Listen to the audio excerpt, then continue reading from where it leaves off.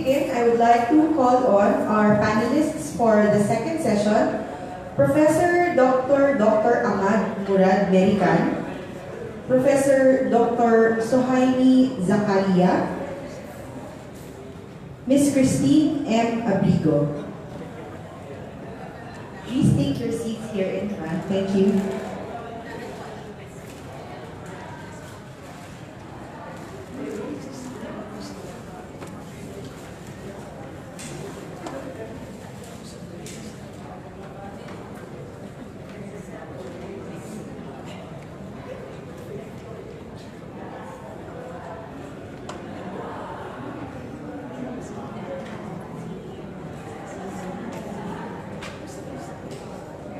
For the moderator for the second session, I would like to call Dr. Marlon S. Delupio from the History Department of the Salle University.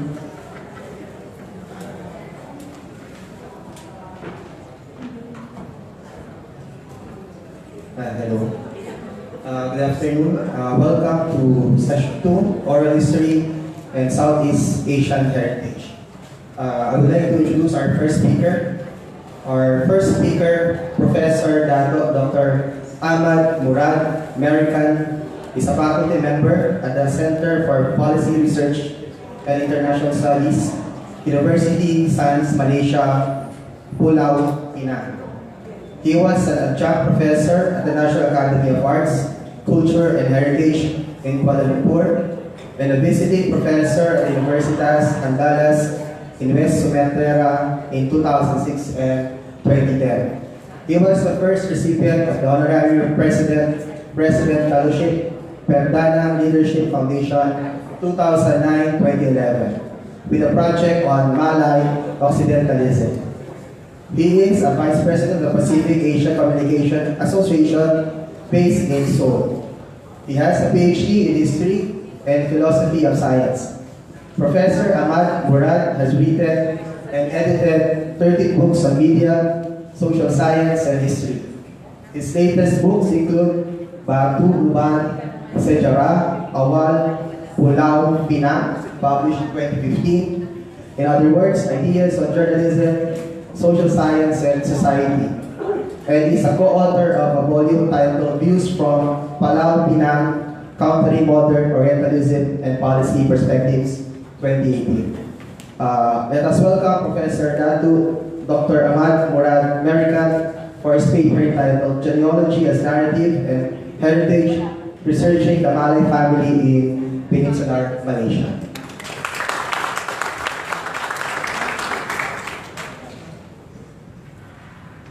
Assalamualaikum and good afternoon.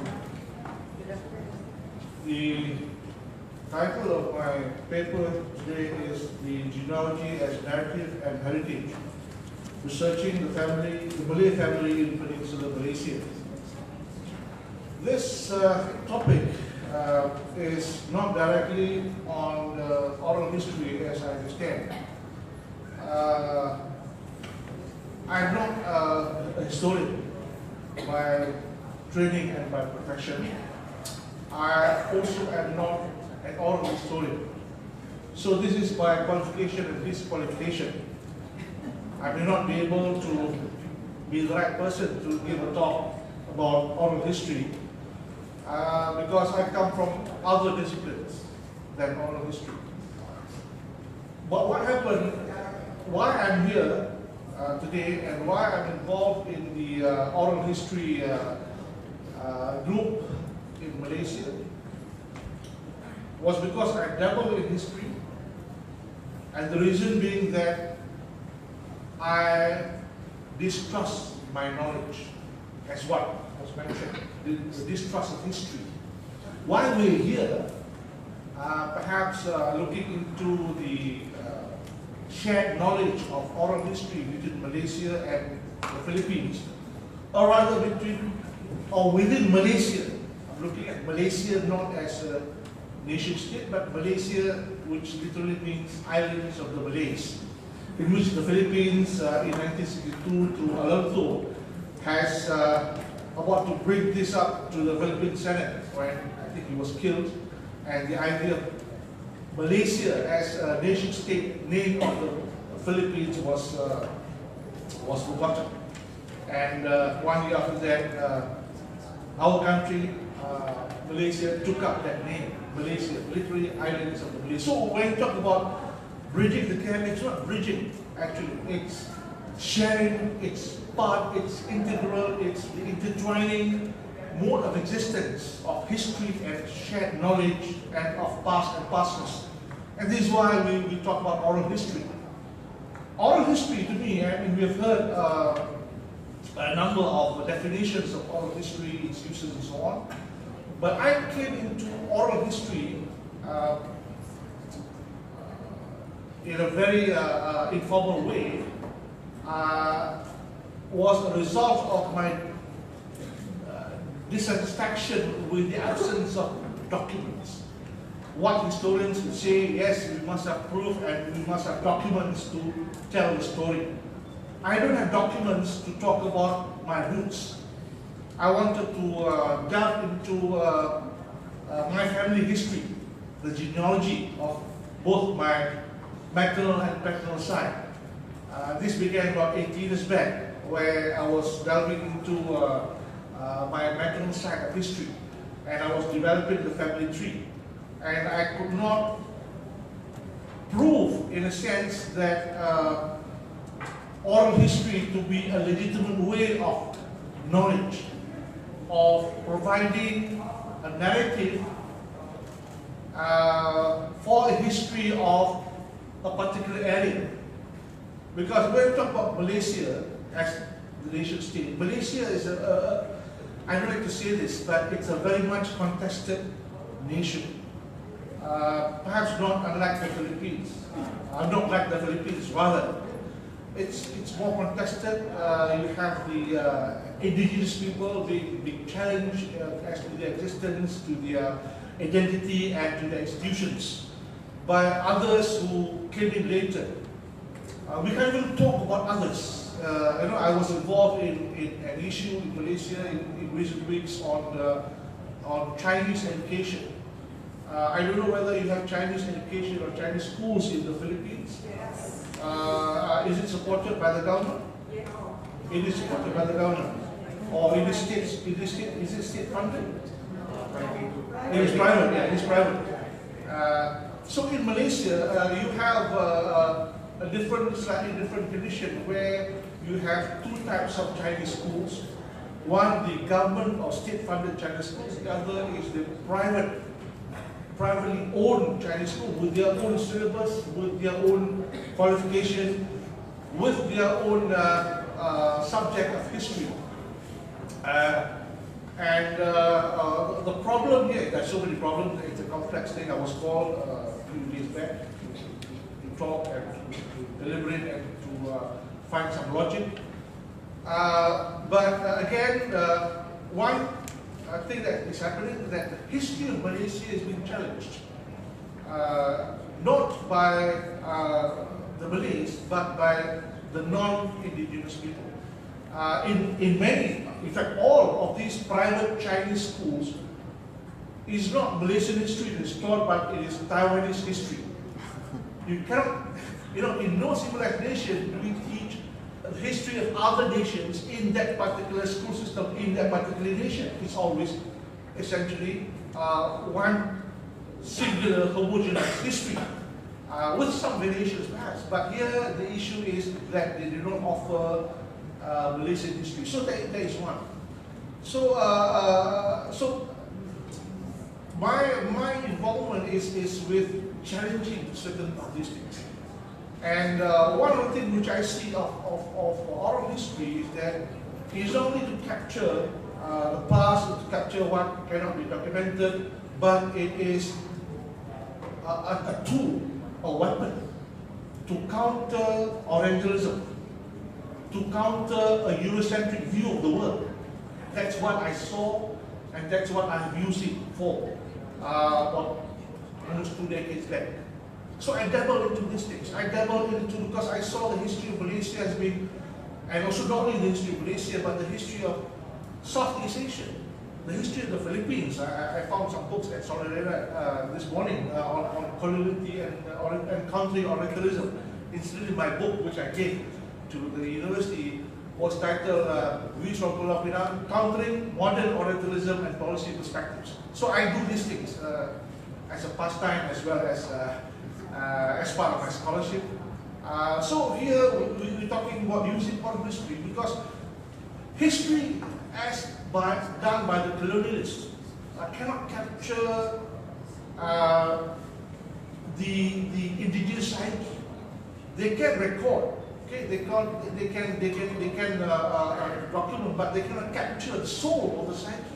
I know there's some very good works in Malaysia, perhaps in the Philippines, but this is where it comes to the locals themselves.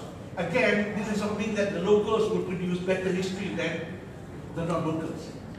But here we've got to talk about options. The locals themselves do oral history of local problems, local situations, local past, and then use that as a counter to a Eurocentric view of the world, a Eurocentric view of knowledge, and a Eurocentric view of history. For example, in Malaysia, there are no one particular textbook or book in Malaysia about Malaysian history that into Malaysia from a local perspective, a national perspective, and indigenous perspective, what we call Pantayong Pananaw, our perspective. It's our perspective. I wrote about that a couple of weeks ago in my column, and also a few years back, about the Filipino view of our perspective. We have categorized that discourse in the Philippines. So, in my paper, this is what I'm trying to do. I'm looking into the genealogy and positive genealogical research as part of oral history. Although during coffee break, I asked one of our members this, he said no, genealogical research is not oral history. But genealogical research would be subsumed under the larger domain of oral history, and it is a tool under oral history to develop a family history. It's not only developing family history, because when you talk about genealogies, when you talk about developing genealogies, you're talking about names, that's one. Second, you're talking about the interlineages of names, the intertwining names, the network of names all over the place. Third, you're looking at the overlapping families. It's not just one family, but we talk about many big families, and I'm doing it in Pulau Pinang. In Pulau Pinang, in Tanjung, or in Georgetown, we call it, the capital of Penang. Penang is a corruption of Pulau Pinang. I didn't mention that. The word Penang has to be decolonized, so we call it Pulau Pinang. The word, the capital is, which is called Georgetown. There are 300 Georgetowns in the world. It has to be decolonized and to replace it with Tanjung. I know you have done some decolonization, but Malaysia is very slow. They're hoping for me to do it. I've had seminars. In fact, I've done some initiatives in my Center for Policy Research and International Studies in USM, where we started some sessions on decolonization. And we are beginning to do that with regard to history. Thank you. And to social sciences. And also in my center, we have a monthly lecture on oral history. So we recorded, and one is being published. So what we're trying to do is to develop this genealogy of the people, of the Muslims in Pulau Pinang, because Pulau Pinang is a very contested area. It's a very contested province where the Malays claim, the Malays say that they were earlier inhabitants in Penang, but the Chinese also claim that they were earlier. So there is a contradictory, parallel, complex narrative, a very complex identity, and of course a very complex genealogy. What I've done in one aspect is to enumerate tombstones in a place to establish that there are people in Penang before the British came. Penang was not terra nullius. The British came in 1786, but the history of Penang assumed that before 1786 there was no history. History was only created when in your case, when Magellan came. That's not what I say, but what the historians would say. Also, Penang, when the British came. So I'm trying to argue that before that there were many people. So I counted tombstones in one area.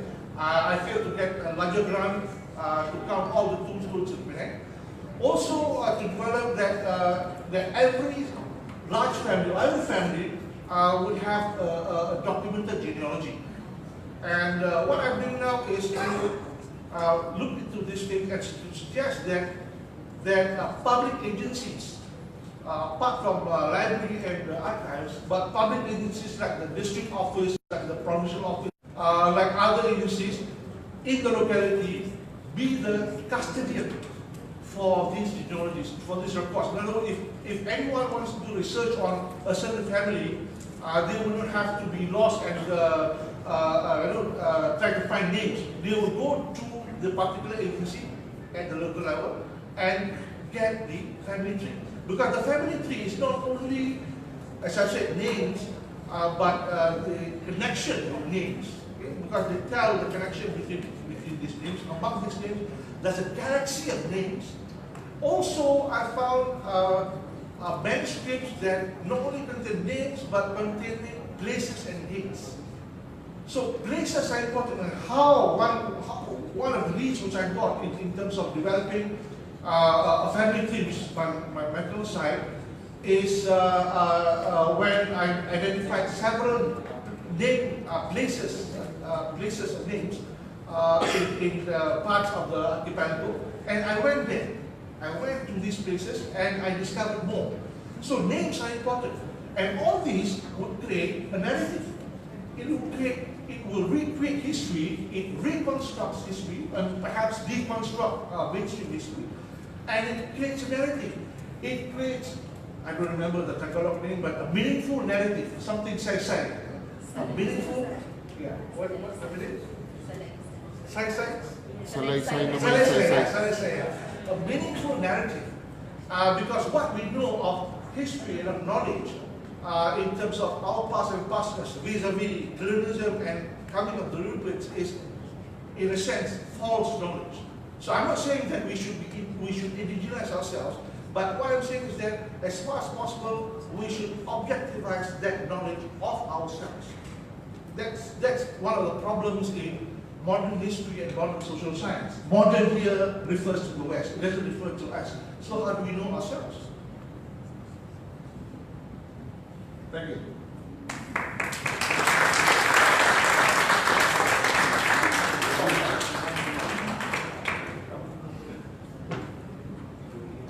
Thank you very much for our first speaker. Now allow me to introduce our second speaker. Our second speaker, Sohani Zakaria, is a professor and dean of the Faculty of Information Management, University Technology, Malaysia. His areas of interest include local contents, indigenous knowledge, digital operation and preservation, and information retrieval systems. His research mainly focuses on the sustainability of information and knowledge resources, and is currently pursuing a research project by applying the oral history approach in the context of sports development in Malaysia. Please let us welcome Professor Dr. Sohaini Zakaria. His paper in his oral history research has studied discipline in enriching Malaysian cultural heritage resources.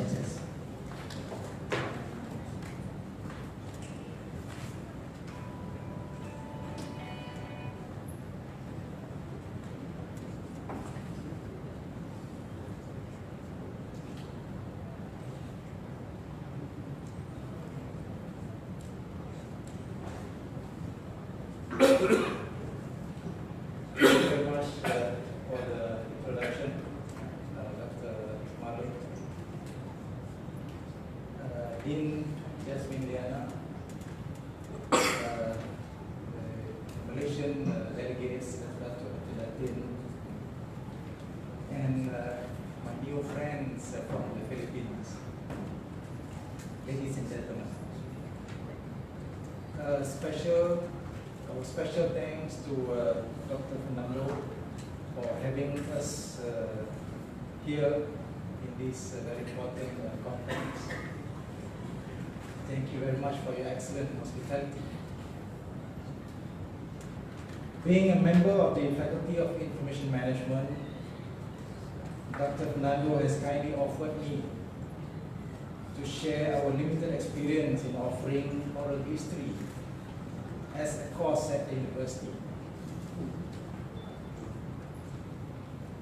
I wish to thank my colleagues who are experts in oral history, Associate Professor Dr. Aliza Ismail and also Mr. Lisan for their contribution towards developing this paper. We are also deeply indebted to our former Dean for whose wisdom, leadership, and far-sightedness boldly started our bachelor's degree program in records management, in which the oral history subject is an important part of. He is, to me, like who Dr. Fernando is to Dr. Ferry. He is indeed our third speaker of this very conference, Professor Dato Dr. Raja Abdullah Yaakob, and he is here with us today. It is all because of him that we have this program of oral history at the faculty. Thank you very much. And after listening to the first speaker just now, to the initiative that was initiated by Dr. Fernando in the Philippines, I am humbled by the leadership and contribution that he has given to the Philippines.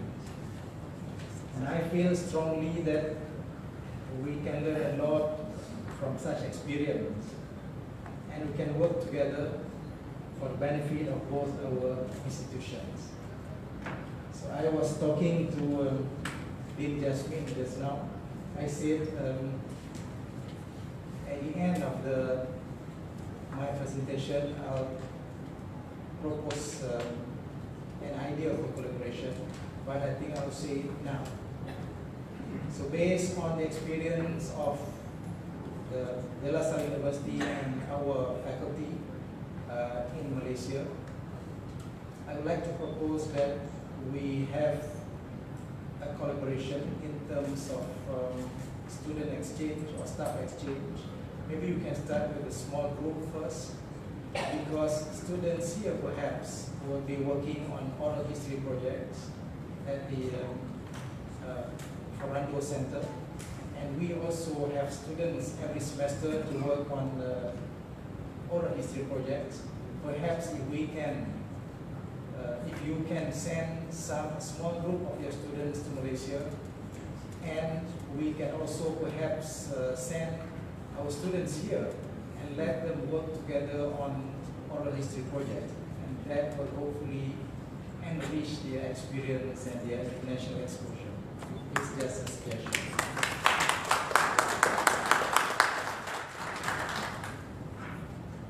So this is the faculty. Perhaps this is the only beautiful picture that we can show you.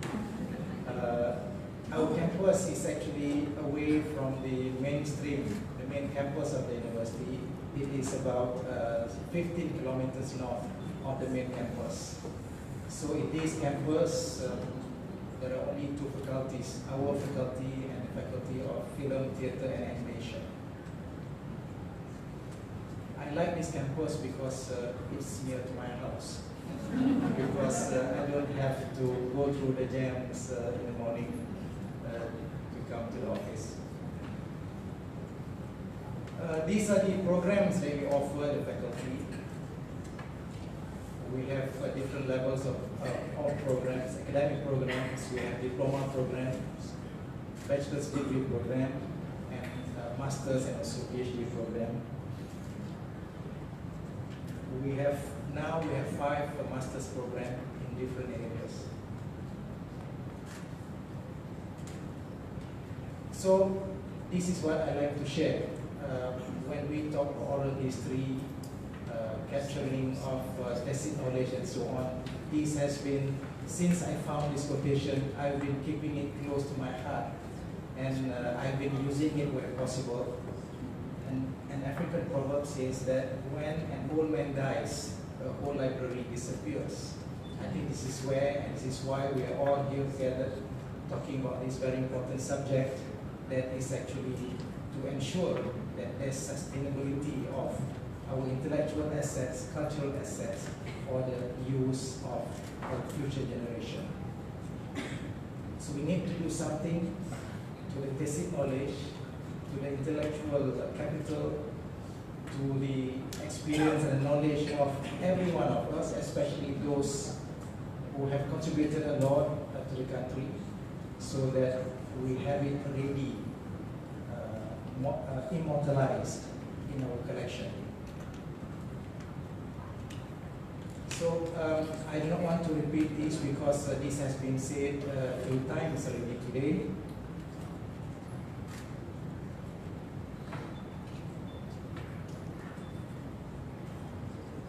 So the purpose of the paper that we prepared is actually to assess the status of the oral history as a study discipline, oral history as a study discipline at the faculty. And also to share the challenges and our experience, of course limited experience, of establishing and maintaining the oral history collection. I like to go back to the questions that Madam asked just now about the link between oral history and librarians, right? It's a very important question actually. I've been thinking about it for quite some time now. And I saw a link actually. Because we teach future librarians at the faculty. And why we embark on something like this is actually, we feel that this is the new shift of librarians. In the old days, we see librarians as mostly as custodian of reading materials in the library buildings. But now, because of the importance of local content, we teach our students to also help to make available local content. So we have many rural libraries in the country. They are the closest to the locality, to the community. Perhaps they should be the one who will be looking for people to be interviewed, to be recorded experience and so on. In the past, we are just, we see a lot of the books in our libraries are imported books basically, and we are just there to take care of the collection. But now our role, we teach our students to go beyond the role of traditional librarians, to go and document, to go and talk to people, interview them through oral history, and to document and to keep that as a very important collection. And this is where I think if we want to make sure that our future generation appreciates history, this is where we should do, this is what we should do.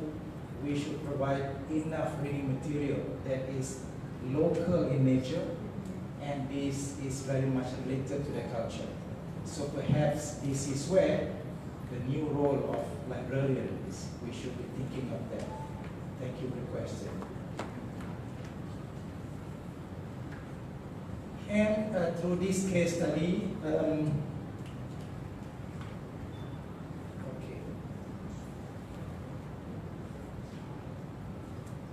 So I will just keep also this one because of the time constraint.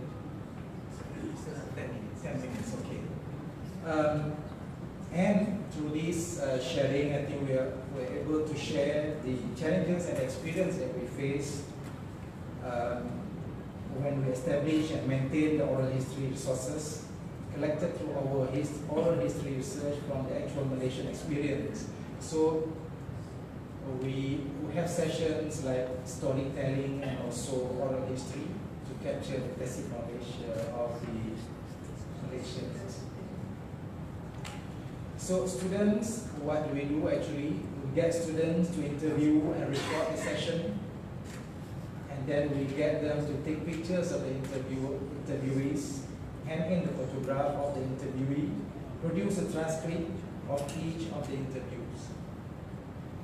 So then a group of lecturers will be assigned to supervise and monitor the project right from the initial proposal to the production of the audio and transcription, including securing the necessary permission form. This is quite a delicate issue because sometimes we use the content for publication, for intellectual discourse, academic discourse, so we need to get permission of the interviewees. So in delegating the assignments to the students, the lecturers normally would provide the background of the project, because these are students who have no experience. That would be their first ever involvement in interviewing people. So we have to coach them, we have to teach them, to go through with them a session to prepare them to interview the interviewees. Then, what are the desired outcome? We have to tell them so that they know what they have to prepare, and also the expectation out of the project. And then the assessment will be in terms of the research proposal, then the interview session, the transcript, and also due to the pressure of university ranking and so on. So I think we make use of this opportunity to get students, to practice students to write journal articles based on the interviews. This has proven fruitful because out of this project, we are able now to produce our own journal, that is the Journal of Oral History, the Malaysian Journal of Oral History. This one came out of this oral history project. So we coach the students to review, we help to edit their articles, and then we publish it in the journal for wider audience to get access to the article.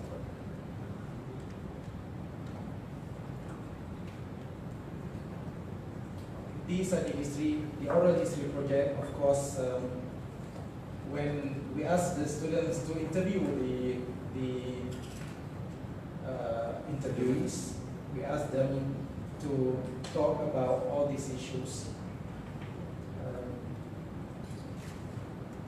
even their current political affiliation, for example, any discrimination that they have faced so far, and a lot of things that they will talk with the interviews. And then, as I said, we also support the students on various things. For example, we offer guidance. We help to set up a project to contact the interviewees. We help them to conduct the interview to a certain extent, and also we share with them the guidelines.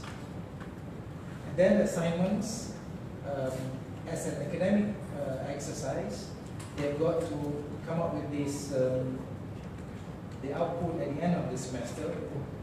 They have to produce a complete transcript in Malay, or the language of the spoken in the interview.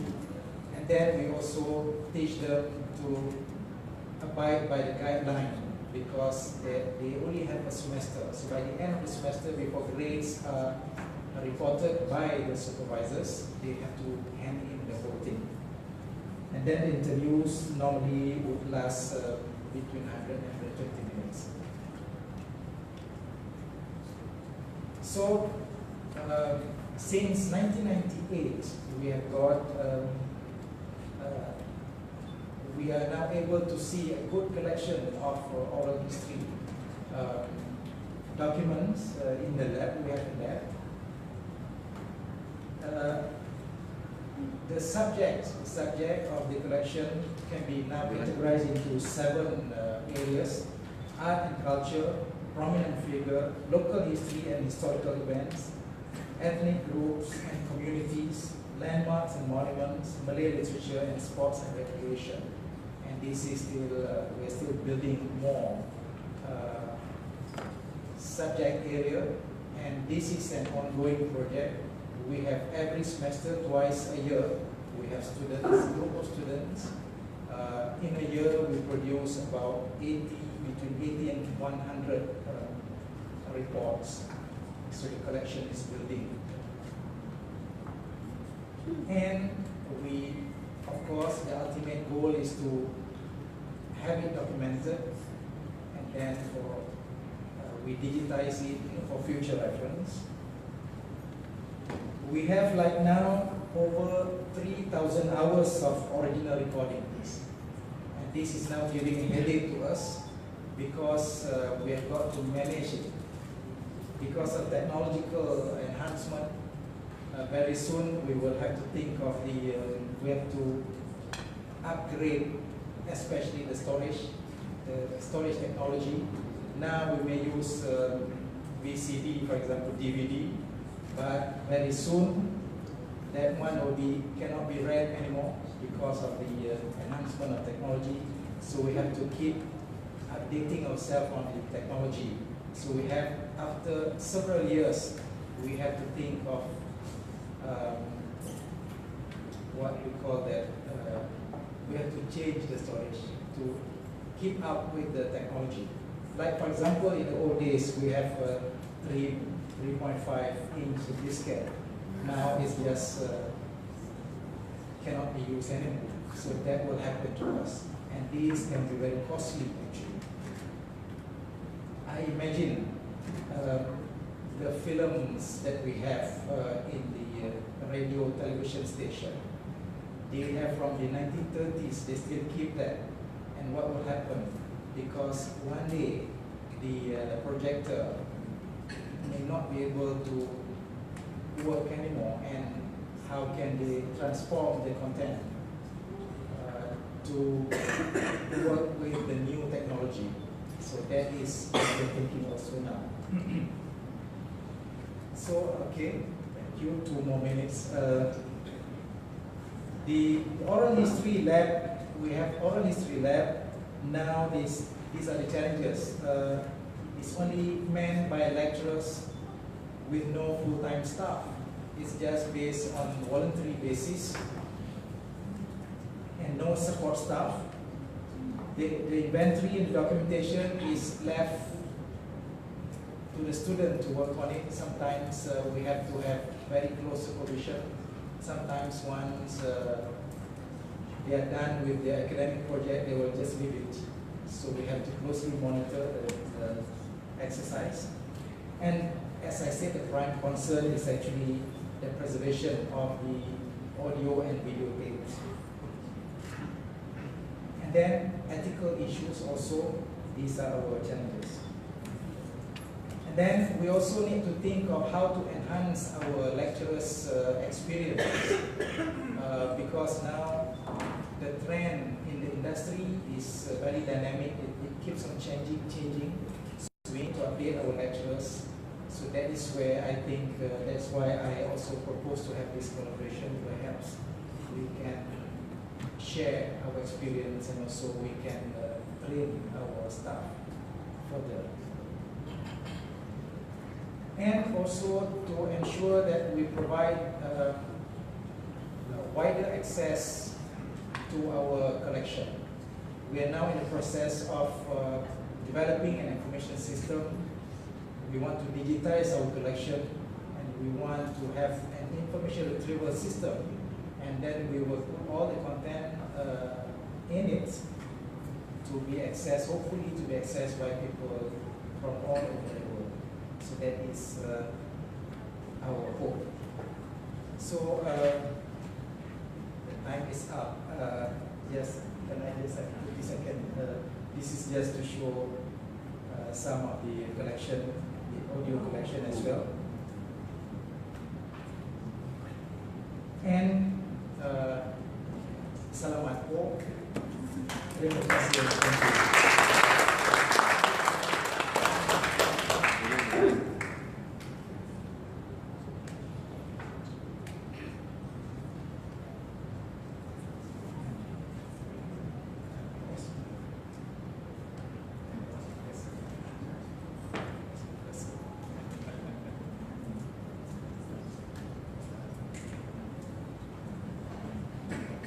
Thank you, Dr. Zakaira. May I call on our second speaker? Our second speaker will present her paper, Stories Captured by Word of Mouth, Cultural Heritage Building Through Oral History. Ms. Christine Abrigor is the Director of Libraries of the Salle University. She earned her bachelor and master's degree in Library and Information Science, or LIS, from the University of the Philippines, Dulowtard. She is a practicing academic librarian with nearly 2 decades of LIS and archival science career track. Her research interests include the LIS profession, learning organization, library leadership and management, knowledge sharing, and film and audiovisual archiving studies. Please let us welcome Ms. Christine.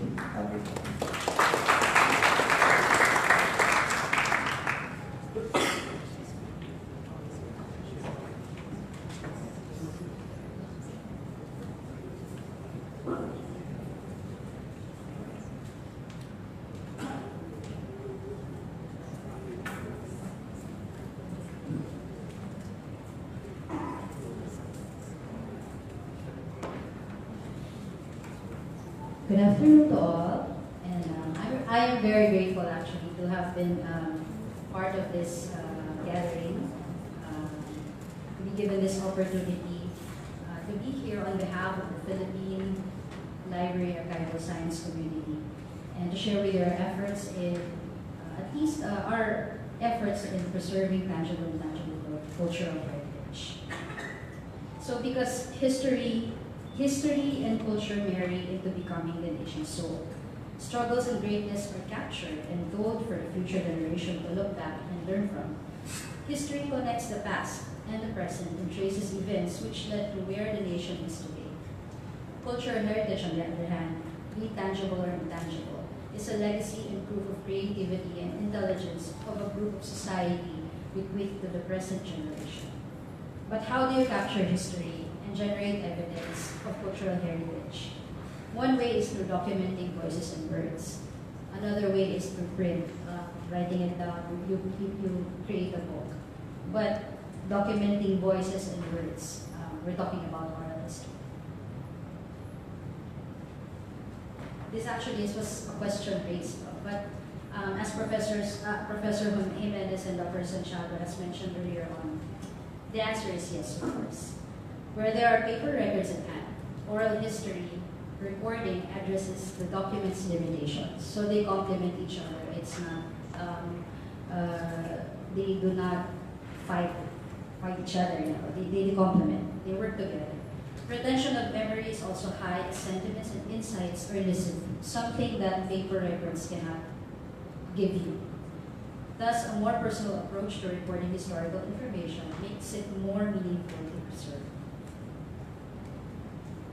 A number of foreign academic institutions have successfully digitized their oral history collections and made its repository accessible through their institutions or library website or institutional repository platform.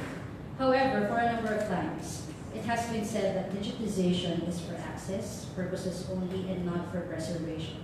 The same is true for paper-based and other audiovisual records, where the digital copies serve as the access copies for the users. This is in relation to what Dr. Jimenez mentioned a while back. But what happens to the original materials? Where and how were they stored? Such are the usual questions and challenges being faced by archivists and librarians today. In 2004, the International Association of Sound and Audiovisual Archives published the first edition of Guidelines on the Production and Preservation of Digital Audio Objects. It aims to set standards and guidelines in digitizing and at the same time preserving audiovisual records, eventually minimizing issues and challenges. However, despite having these standards, it is still a challenge for librarians and archivists to preserve not only oral histories, but AV collections in general. So the enemy there is obsolescence, because we need the content, but the carrier no longer works.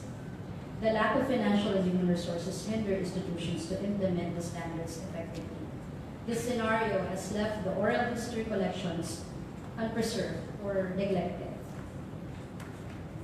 So these are the presentation points. Well, the purpose of the paper is to give you a background or a descriptive analysis of the DLSU Library, the Salle University Library's oral history collection. The provenance and profile, its current condition, which includes format, issues, last initiatives, and concluding remarks. So this one, the paper will focus more on how are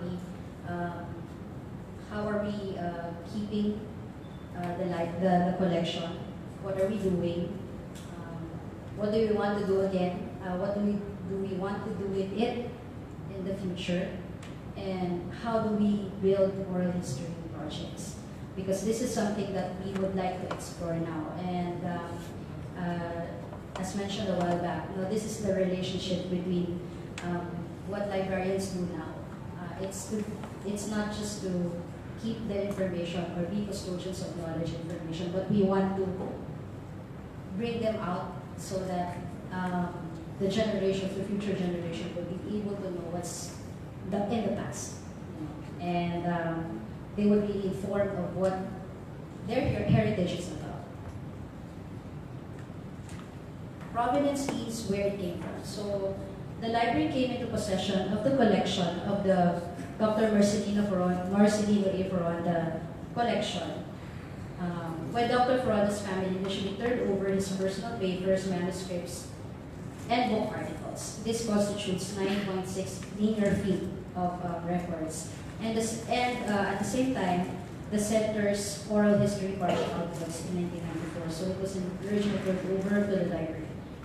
In a letter to the library director in November 1997, Mrs. Crescencia A. Reyes Foronda, wife of the late Dr. Foronda, turned over the rest of Dr. Foronda's memorial collection to the library, consisting of 500 boxes of papers, 4,000 volumes of books, and about 800 oral history audio tapes with accompanying print transcripts. The combined oral history collection constitutes a total of 2,020 titles of text transcriptions. These are the oral history documents that we currently have in our holdings, which means, as mentioned by Professor Jimenez a while back, earlier this afternoon, there are a total of 3,400 oral history records, which this means that not everything has been turned over to the library yet. So it is a combined collection of audio and text transcripts. While all transcripts have audio accompaniments from the Foronda collection, not all oral history projects sourced from the center have corresponding sound recordings.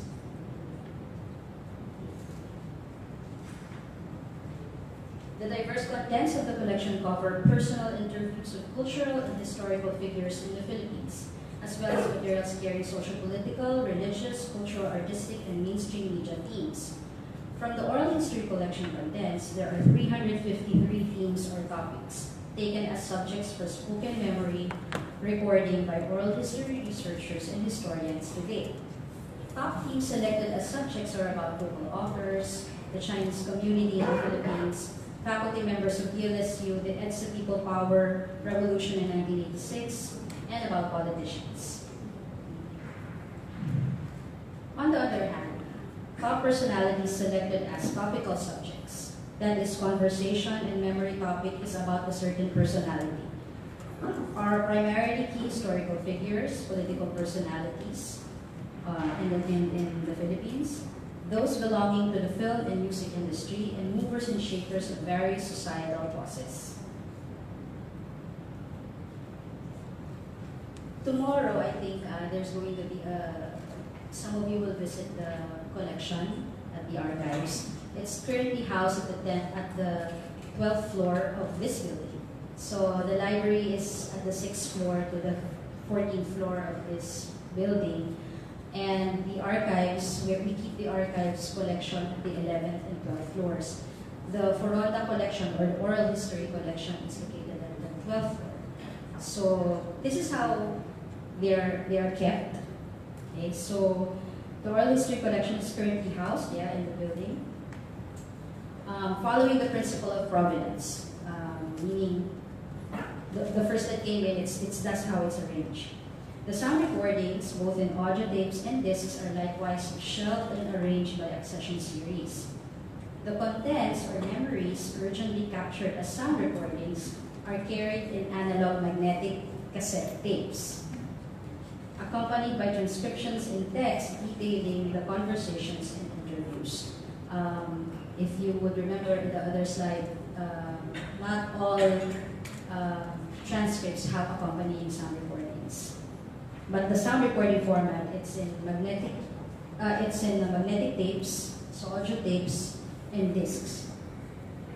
These sound recordings were later migrated into digital format to ensure greater access while preserving its contents. So the strategy now is whatever the existing technology is today, we are migrating the content to that format. Okay.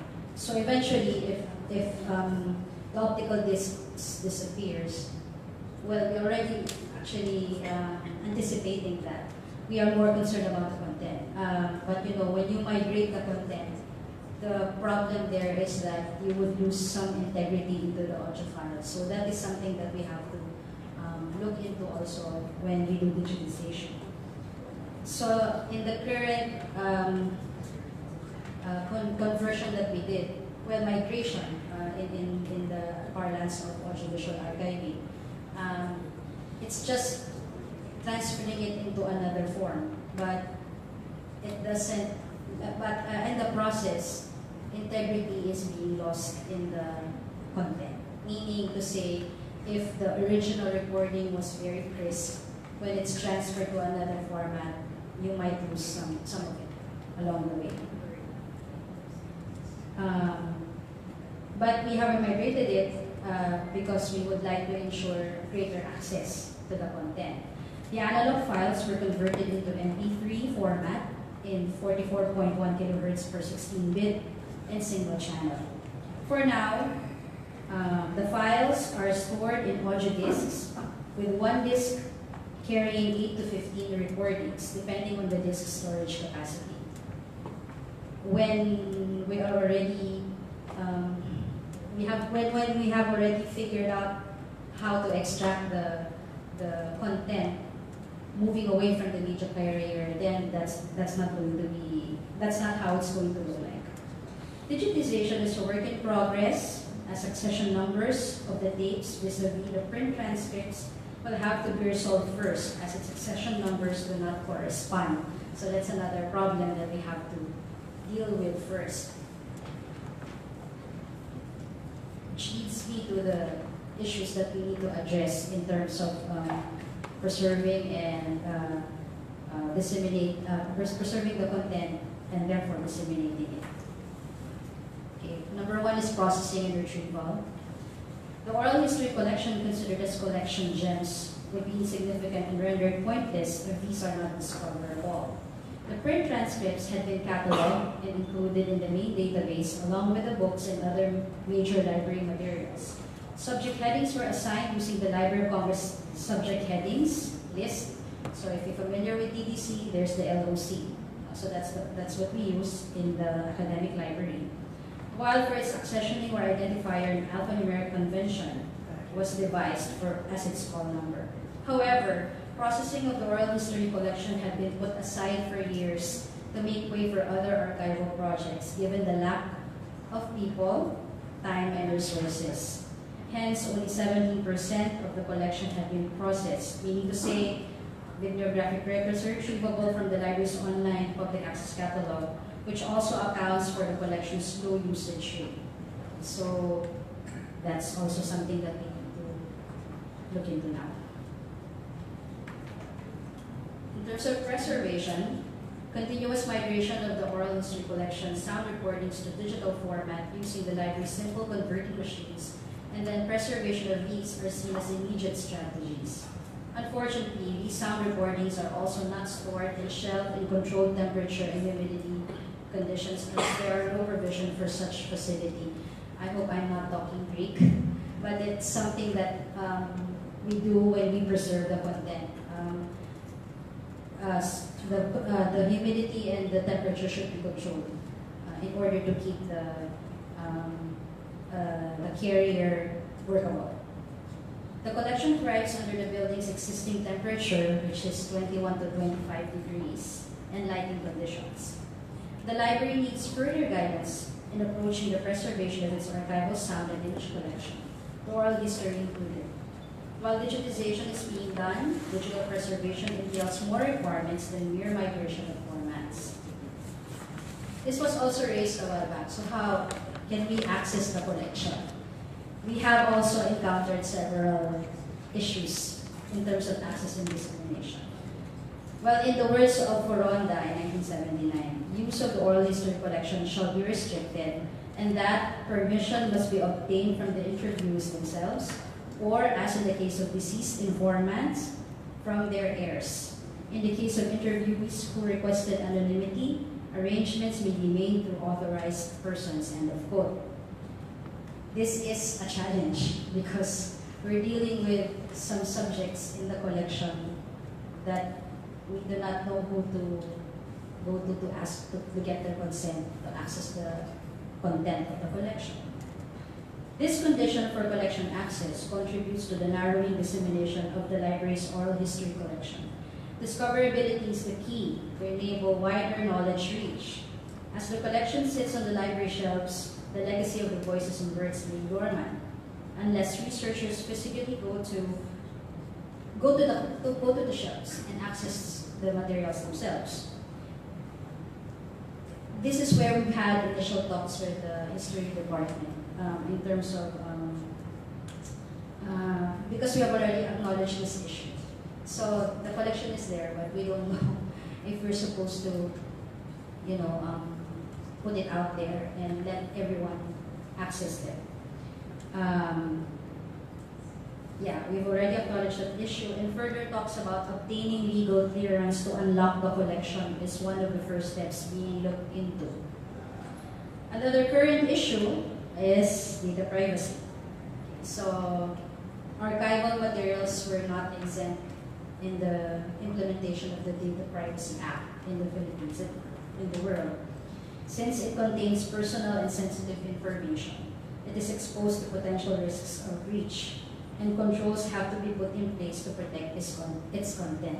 We have recently submitted to our data privacy officer the measures that we would put in terms of, not just the oral history collection, but all other archival collections as well.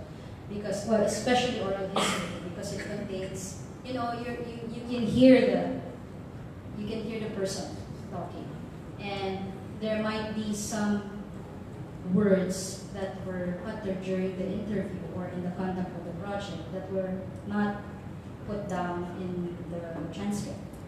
So, but if you're given access to that, the researcher would have something else to do with it or interpret it in a different way. So that is something that we need to, that is also a challenge. This also means that controls also have to be made at the creation stage of every oral history project. It seems that obtaining consent is not enough. So there are some things that we need to consider when it comes to the creation stage, before you do the interview, before you conduct the project, such that when it's now on the shelf, we are guided on how to put it out for research, or when researchers come and do their papers or on using this as primary source. They need to, it's quite difficult unless at the beginning of the project, the controls have already been put in place. So access and dissemination, it's a headache. Okay, so what are the planned initiatives? Okay, so far, to further build the collection, because now what we have as oral history collection, where the collection turned over to us by the Ferranda family and the Center for Local Oral History. So what are we doing now? So to further build the collection, the library started the production of its own oral history documentation in an effort to give life to the oral history collection. The intention is to cover all subjects of interest in Philippine society, representatives of social and indigenousness, with stories that could give meaning and understanding over points of significance. Have you heard about the Human Library? Human Library. Okay, so one of the recent initiative of the library is the Human Library. So the DLSU Libraries became the host of the first ever Human Library event in the Philippines. In the HL program, well, this is a concept that originally came from Copenhagen. Human books, who represent respective subject groups, share their personal stories to break stereotypes and prejudices. So the objective of the Human Library is to break stereotypes. So we invite human books. So if you have a prejudice on people with tattoo, for example, we invite a human book with tattoos so that you would understand. So they can talk. You can read the book. And at the end of the session, at least, the prejudice has been reduced, or if not reduced, broken down. Okay, so we capture that. We video them, we document them through video. Consent had been obtained from these people, and then they know that it's going to be put out on YouTube. Okay, so for now, that's what we are doing. It's a part of to be included in the oral history collection. Storytelling and memories of these human subjects were not structured though. So it's random. There's no structured interview. Anyone can throw questions. As of the moment, these memory capture are made available by the library section. So what else? Another one is the institutional repository. I'm going to wrap this up. We have started an IR project in 2014, but we would also include the oral history collection in the IR. So we're just in this initial stage. For now, we have soft launched a platform. Okay, so we have rolled this out, but the oral history collection will be put there also. Okay, but we're still at the infancy stage. Another initiative that we are thinking of is collaborative oral history project, conducting oral history sessions or structured interviews with identified individuals or groups. This is the time that we would like to collaborate with the history department of the university, because we need guidance on this. We want to build our oral history collection, but we need people to teach us how to do it. So we also envision that the oral history collection be a national cultural treasure, since it obviously contains elements of cultural heritage. So in conclusion, the end of year reviving, unlocking, and building the oral history collection is the dissemination of cultural heritage captured by word of mouth. Capturing tradition as told by word of mouth constitutes one of the most important evidences of cultural heritage worthy of preservation. Equally important is the promotion and access to the oral history collection as one of the key elements of intangible heritage. As such, as an academic institution, the DLSU sees the significance of this collection as a means to communicate the past to the present and future generations of the nation at large. Thank you very much.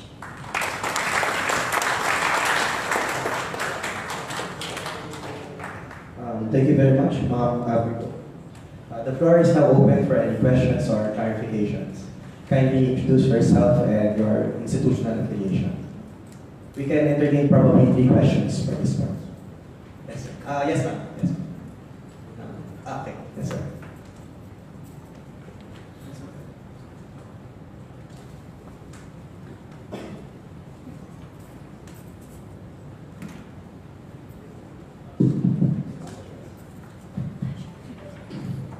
you.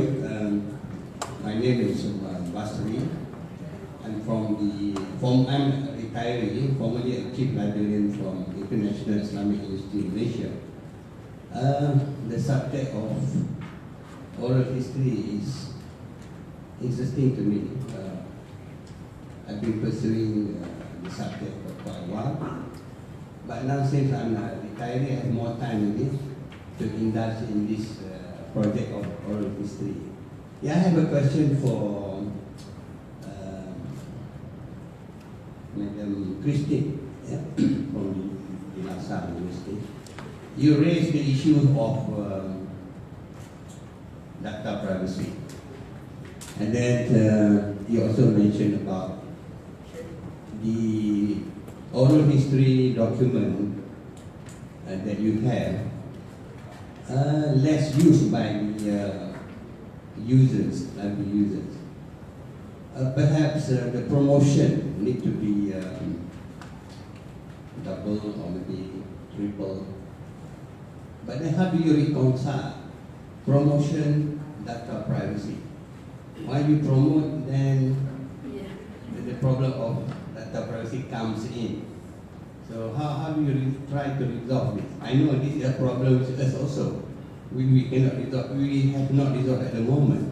But I'm just asking here is to see how the solution that you can think of for this issue. Thank you.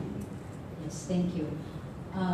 We have actually thought of some, well, with the existing collection that we have right now, we have listed down controls, risk factor controls that we could use in order to, we can still circulate, we can still have the users give the users access to collection, but at the same time, we safeguard any personal or site-sensitive information in the material. Well, we have listed down. The first was the consent. Okay, so but this is something that we need to consult our legal officer, the legal counsel of the university, on how to unlock the collection. So, well, the band-aid solutions, the things that we have thought of initially are, the consent, and then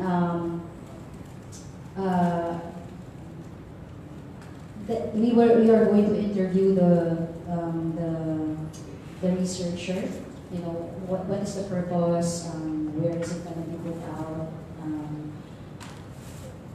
Basically, that's it. That's the first level.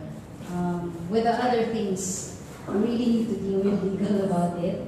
But something about getting into the getting in touch with whoever is if the person who did the project is still with us right now, we can still contact them, and the subject as well, if the person is still alive, or the heirs. So something like I've said, it's the first level at this point, and then the second one, if we have gotten clearance with legal and perhaps with the historians that we have, the history department, we can probably unlock the collection. So it's really, as I've mentioned, it's really a challenging issue, not just with oral history collection, but all the archival collections. Ma'am, yes, ma'am. Hello. Hi, good afternoon. My name is Encarnacion Laurel Louisville. First of all, I would like to thank you very much that I was able to participate here. It is really of very great importance. I would like to, Professor Zakaria, thank you so much for this sentence you wrote. When an old man dies, a whole library disappears. That is very tragic, but it's true. And nowadays, it seems that the young people don't read anymore that much. All they have to do is to click. You have the Google, and you read few sentences. You cannot even get the head and tail of what you're reading. It's number one. And number two, Professor America. You know, that's very interesting. Before we all started with this, you were here with my cousin and myself, and you talked about the genealogy, family, and Dr. Jose Rizal. My cousin and I, we came from the sister of Dr. Jose Rizal, that is Maria Rizal. You know, when we were small children, or not necessarily my cousin, but myself, when I was a small child, I was not particularly good in school. And the German nuns would say, shame on you. You came from Dr. Jose Rizal, and you're failing in your grades. So I was, of course, very upset. But then, I realized one thing. When I could not sleep at night, I would go down the long spiral staircase and go down to my grandmother. And my grandmother was the daughter of Maria Rizal, who was the sister of Dr. Jose Rizal. And then I would be crying, and I would be asking her of things about her uncle. And she would tell of so many things except the day he was shot. Because I realized that the women in the family would not want to talk of anything sad. It would upset her. Do you know, when I really got to know about the story, the genealogy of our family, Dr. Jose Rizal, you wouldn't believe it. It was in Germany. When I studied in Germany, then I started to get to know the heirs of Ferdinand Blumentritt. I started getting to know the heirs of Pastor Ulmer, where Dr. Jose Rizal stayed in Wilhelmsfeld near Heidelberg. And that's when I realized the man behind this legend. And that's when I got to know this great-grand-uncle of mine. That is why you're right. No? You know, this combination of this oral and this written history is very important. They do really complement each other. Because you get it, we were so lucky to get it from our ascendants, and now we will get it in books, and now we ourselves, we would also, one way or another, experience incidents where we could relate to them. Anyway, thank you so much for this wonderful afternoon. Thank you. Thank you very much, ma'am. Last question for today. Yes. Okay, last question. Let me answer the first. Okay. Response to that first. Okay. Yeah, it's just a comment and there's no question. Yes. There is a question.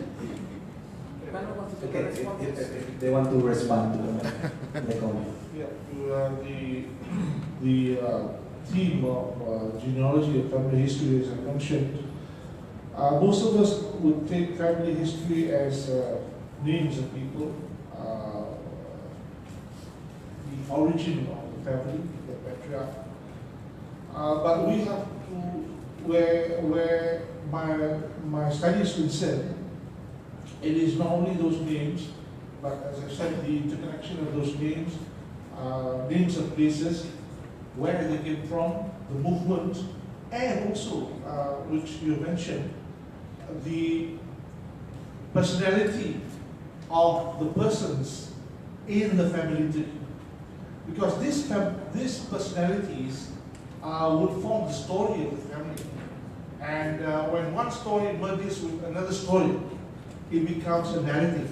So you have a family narrative. And this family narrative would be part of the larger or greater narrative of the nation. That's what you have discovered of Dr. Rizal with regard to his background. And this is what I also discovered of several genealogies. The background of the person, the intellectual outlook, which I'm doing it for some people, one of which is my grandfather. He spoke 5 languages. He died in 1934. I wanted to know, I know he died in time. And Penang in the 1930s was a very cosmopolitan center. It was a melting pot of identities and ethnicities and ideas of reform. So again, you can assess, you can put the personality in context. But of course, much has been written about Dr. Joseph Estrada, but perhaps also there are more that has to be known. Perhaps also there are more that has to be corrected and in what is known. I just told Jeremy that I bought a book on Rizal without the overcoat by Ocampo. She said that that's perhaps I implied that when you say that we know the entirely correct version of your ancestor. So perhaps there will be another. There are other versions that we can refer to. Thank you, thank you. Last question for. Yeah, can we have the last question? Thank you.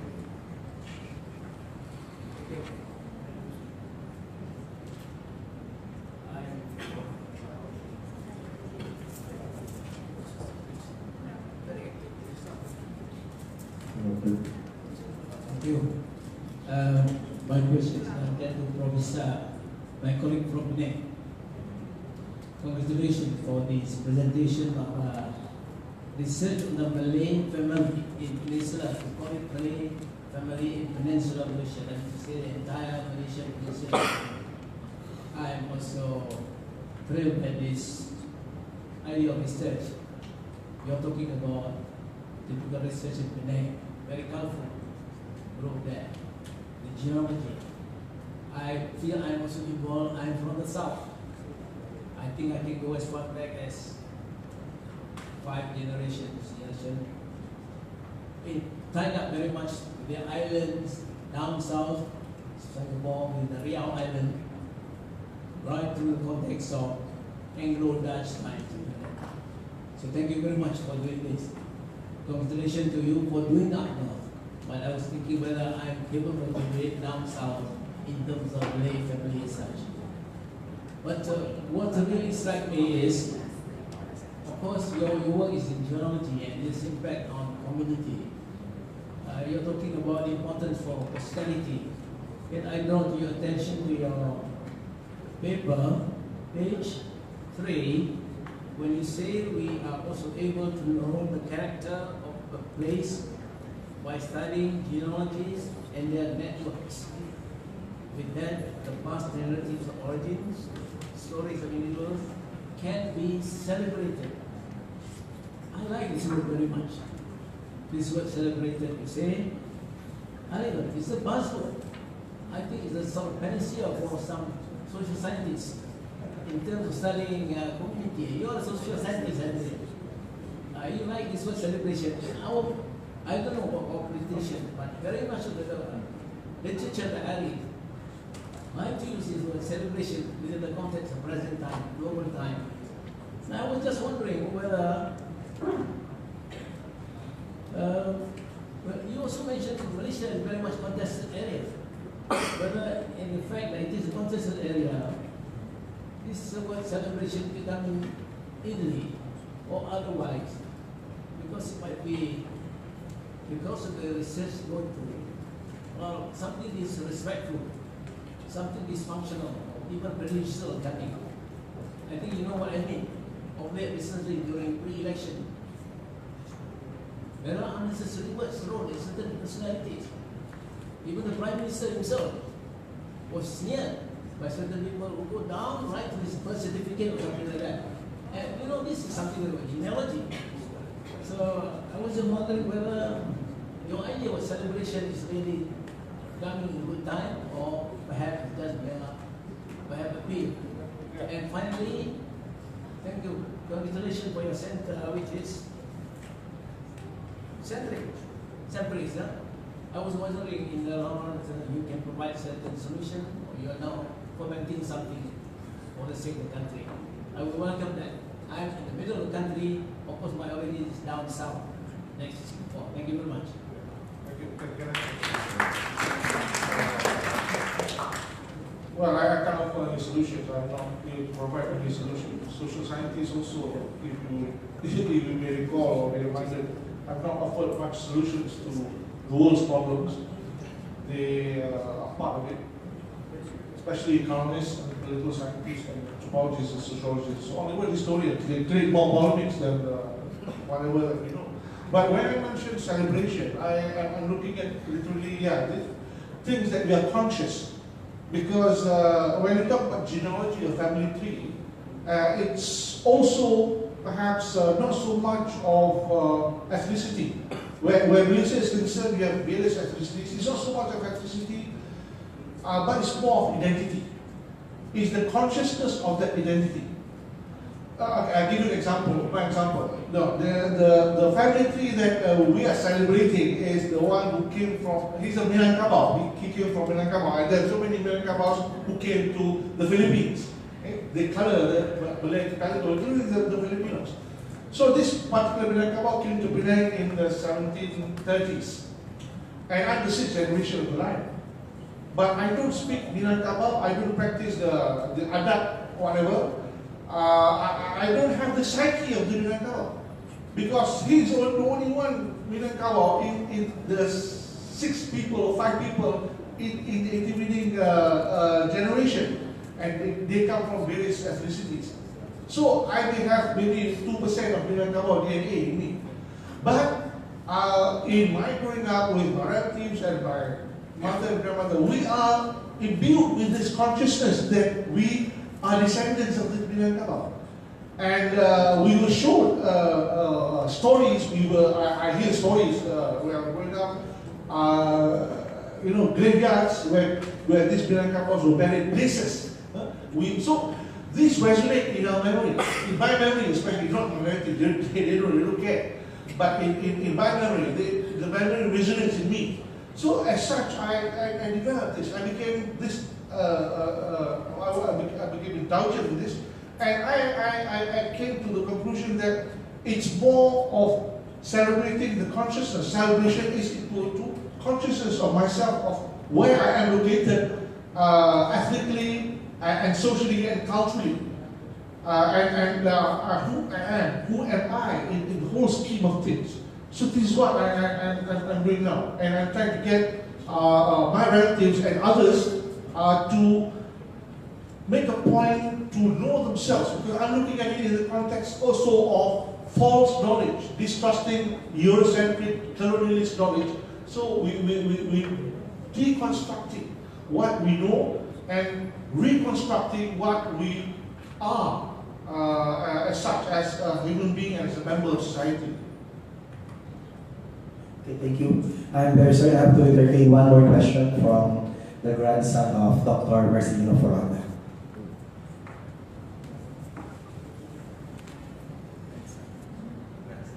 Hello, good morning. Good afternoon, good afternoon. I am Luis Benvenido Foronda. I am actually 5 grandchildren of Dr. Marcelino Foronda.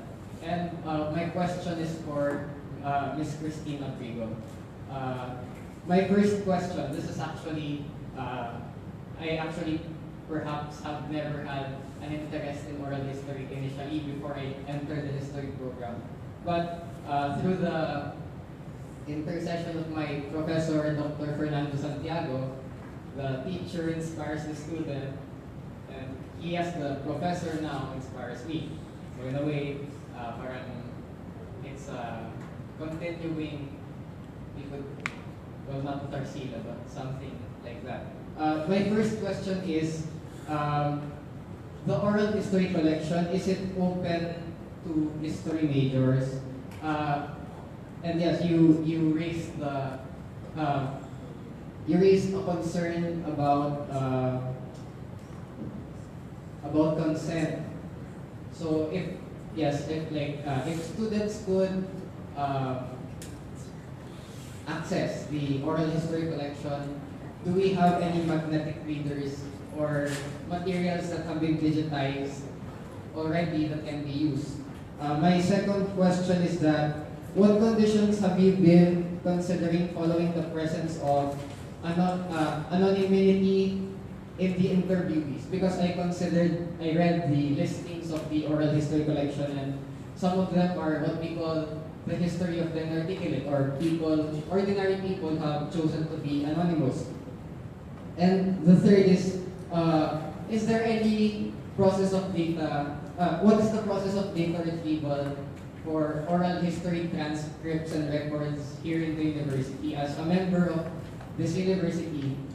Because I personally have garnered some interest already, well actually a lot of interest in knowing or to pursue further studies in oral history. For question 1, yes, we still have playback machines. And we have already digitized them, so it's already available in CDs. So, yes. For number 2, anonymity.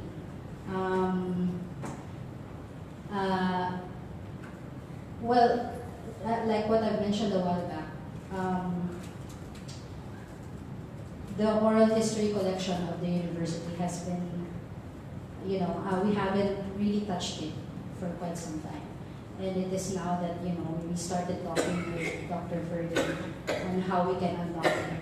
So, that is still something that we would like to work on, like the anonymity. For now, if you come to the library, being a student of Salle, so if you come to the library and you wish to access it, perhaps we'll just ask you for what purpose, how are you going to, are you going to use this? Yeah. So those things.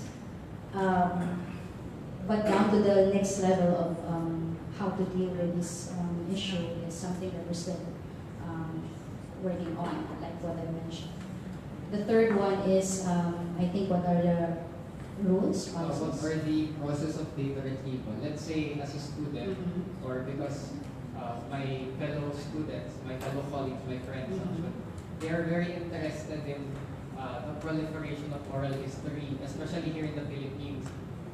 Because in my class, well, one of the courses I'm taking this term, which is the Introduction to Historical Writing, our professor, Dr. Fernando Santiago, raised the he raised the significance and the imperative importance of oral history, since it's a very new technique, and of course it's the preservation of intellectual knowledge, or the preservation of the first-hand experience of the individual. So data retrieval, meaning to say how are you going to Yes, extract information from, Yes, ma'am. from these? Well, for starters, you can just listen. So we do not how do we put it? You can listen to it. You well, can read I transcripts. understood my question. Sorry. It's like this. If I was a researcher, perhaps, what would be the steps for me to access the data in the library, in the collection, the oral history collection? Well, you just go to the library. Well, it's kept on it's not on the shelf. So there's a staff who's going to assist you, to guide you. So for first thing, it's in the OPAC. So if you know how to, of course, you use the online podcast. If you don't know, we can provide assistance. So you just go to the archives. A staff will assist the students. And if you want, if you've already determined which materials would you like to access, then it's easier. It's easier to provide. The problem is, that thing. So, because it would follow the same rule applies. For the library access to information, it's there. But where you're going to use it, the level of usage, that is something, that's the next level, that's the next thing. So it really, we do not put them on lock and key, so to speak. So you can just come to us, and then we can do something about it for now. Okay, I'm sorry we have to end the session. We would like to thank the speakers for their presentation.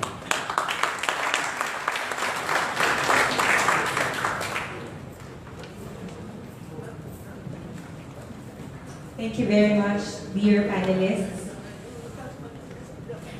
At this juncture, I would like to thank everyone for coming despite the impending weather, and I'd like to call on our department chair, Dr. Maria Florina Aurelius Juan, for her closing remarks.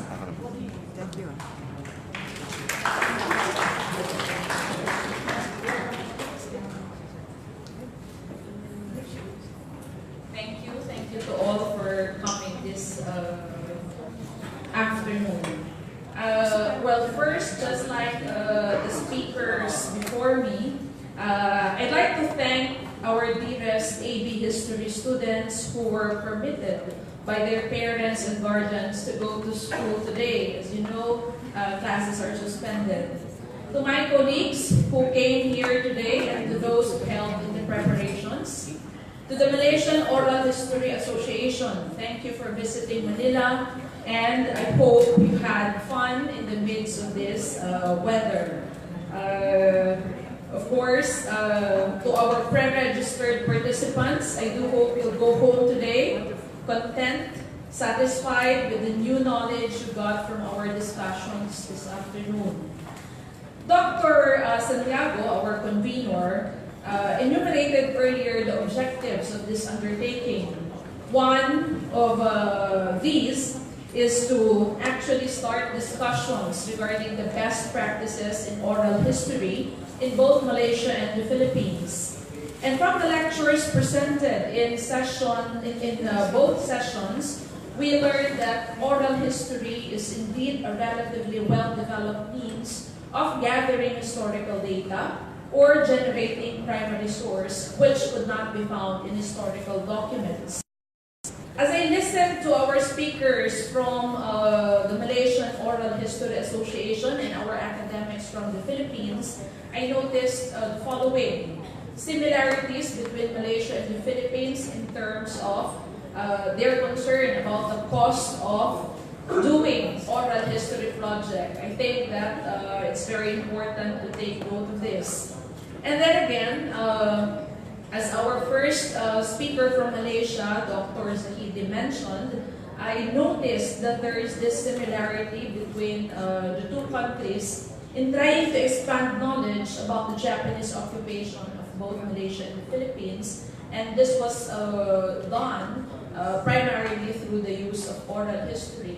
In the case of the Philippines, stories of war and heroism is well documented, but the use of oral history, social history is being highlighted, specifically the everyday lives of ordinary people. Of course, another similarity which I noticed is the challenges faced by scholars and academics in both Malaysia and the Philippines. For example, making OHPs available to other researchers, preparing an index, catalog, and in the long run, perhaps an annotated or an annotation or summary. And this was the concern of our last set of speakers. I believe that there is also a need to look at the country-specific laws covering copyright and data privacy, because we really have to be aware of this as we try to iron out how data or these OHP projects would be available to a wider public. Now, some of the differences which I noticed, oral history in Malaysia, apart from universities, government and private institutions play a significant role, particularly in the production of oral history projects, while in the Philippines, it could be said that it's an academic endeavor. In Malaysia, a multidisciplinary approach, as discussed, for example, by Dr. Merican, its particular use in genealogy. Dr. Zakaria expounded on its use in cultural studies. And the Philippines, as I mentioned, is a multidisciplinary approach, as discussed, for example, by Dr. Merican, its particular use in genealogy. Dr. Zakaria expounded on its use in cultural studies. And the Philippines, as I mentioned, is a multidisciplinary approach, as discussed, for example, by Dr. Merican, its particular use in cultural studies. And It has been mentioned by a few speakers also that oral history method is an integral part of information management. So I guess I noticed that this is something that you work on in Malaysia. And just like what I mentioned before, here in the Philippines, it's an academic undertaking in the universities. And librarians, archivists are also concerned about the preservation of contents and again the digitization efforts for it to be accessible to other scholars. Now, another objective mentioned by Dr. Santiago was for us to explore the possibility of future collaborations. We all represent our respective institutions here, and I believe that seminars like this is an excellent start. We may now start perhaps discussing about our next undertaking. And I want to pick up from the point raised by Dr. Zakaria earlier that I think now is the best time for us to sit down and talk about academic exchange in terms of staff and student. In conclusion, I think that this is not the last time that we're going to see and talk to each other. Indeed, there are a lot of future projects to work on. So, thank you very much for attending this activity. Maraming salamat po. Terima kasih. Magandang hapon.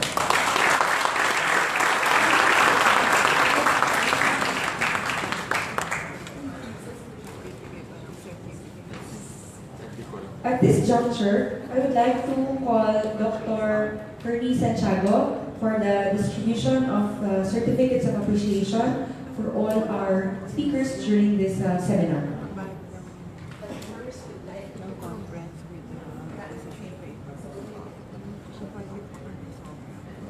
But of course, as the convener of this seminar, the Rizal University Department of History would also like to grant the Certificate of Appreciation to Dr. Fernando A. Santiago Jr. for presenting his paper entitled Oral History and its Relevance to Current Events in the Philippines at the International Seminar Bridging Nations Through Oral History, the Seminar on Oral History Research in Malaysia and the Philippines, and also for convening this seminar held on the 23rd day of July 2018 at the Verdure Henry C. Senior Hall, de La Salle University, Manila, Philippines.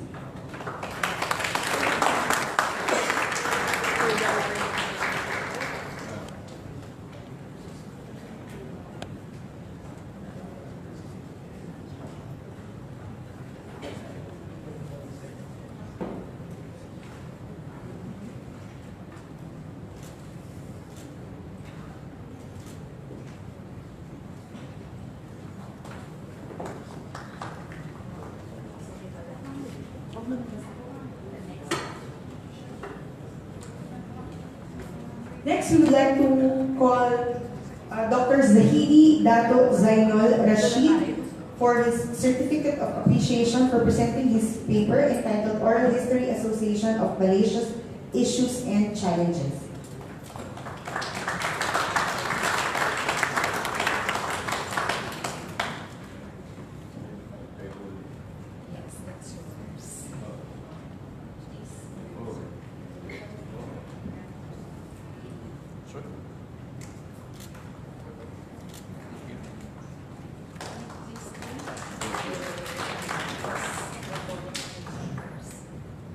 Next, I'd like to call Professor Dato Dr. Raha Abdullah Yaakob for presenting his paper entitled Growing Importance of Oral History in Malaysia with Few Case Studies.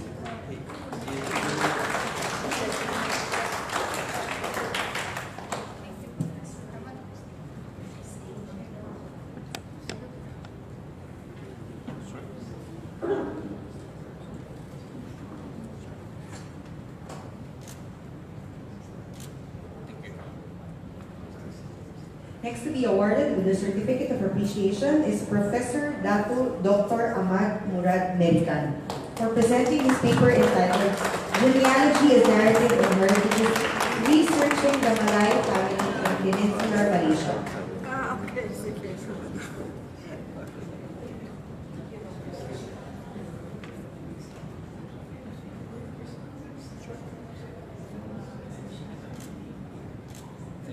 Next to be awarded with a certificate of appreciation is Professor Dr. Sahaini Zakaria for presenting his paper entitled Oral History Research as a Study Discipline in Enriching Malaysian Cultural Heritage Resources.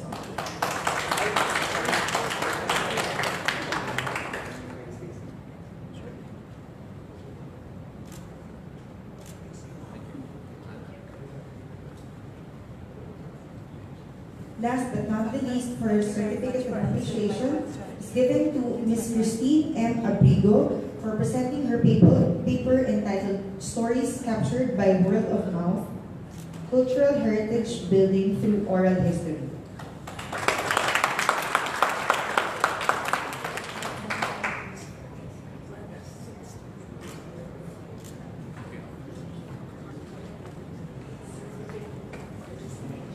Thank you everyone for coming. For the last announcement, for the attendees, the certificate of participation will be handed to you before you leave the conference hall, and copies of the papers presented in today's seminar will be sent to you via your registered email. Thank you very much and hope to see you again in the next Oral History Department seminars and activities. Thank you and God bless all.